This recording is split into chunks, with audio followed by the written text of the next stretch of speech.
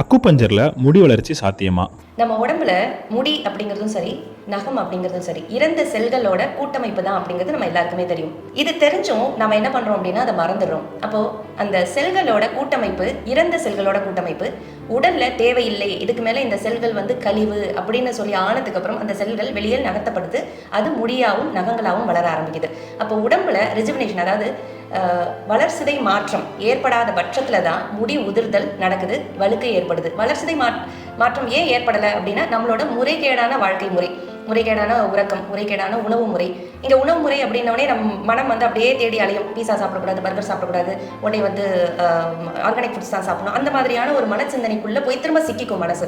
ஏன்னா இன்னைக்கு சமுதாயம் பார்த்தீங்க அப்படின்னா இந்த மாதிரி சிக்கல்களை நிறைய மனசில் புகுத்துக்கிட்டே தான் இருக்காங்க. உணவை சார்ந்தும் சரி, உடல் சார்ந்தும் சரி, மருத்துவம் சார்ந்தும் சரி, இல்லை நம்ம முடி வளர்ச்சி அப்படிங்கும்போது பார்த்தீங்கன்னா அந்த எண்ணெய் வாங்குங்க, இந்த எண்ணெய் வாங்குங்க, நைட்டு எண்ணெய் தடவிட்டு காலையில் எழுந்திரிச்சு குளிங்க, இந்த மாதிரியான நிறைய தவறுதலான வழிநடத்தல்கள் இருந்துகிட்டே தான் இருக்கு. ஒரு வாக்கியம் உண்டு, தலைக்கு எண்ணெய் காட்டு அப்படிங்கிற ஒரு வாக்கியம். எண்ணெயை காட்டணும் தானே ஒழிய காட்டுன்னு காட்டக்கூடாது. ஆனால் இப்போ மக்கள் என்ன பண்றாங்கன்னா எண்ணெயை காட்டுன்னு தான் கட்டிட்டு இருக்காங்க. தலைக்கு அவ்வளோ தேவை கிடையாது. ஆயில் அப்படிங்கிறது தேவையான ஒரு விஷயம். ஆயில் நீட்டிக்கிறதுக்கும் கூட, நம்மளோட ஆயிலை நீட்டிக்கிறதுக்கும் ஆயில் தேவை.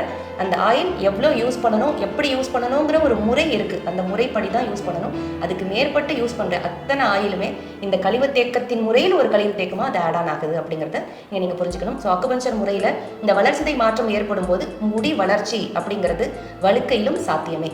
உங்கள் உடல் மற்றும் மனம் சார்ந்த எல்லா விதமான நோய்களிலிருந்தும் முற்றிலும் விடுதலை பெறுவதற்கு காஸ்மோ கிளாசிக்கல் அக்கு ஹீலிங் சென்டர்.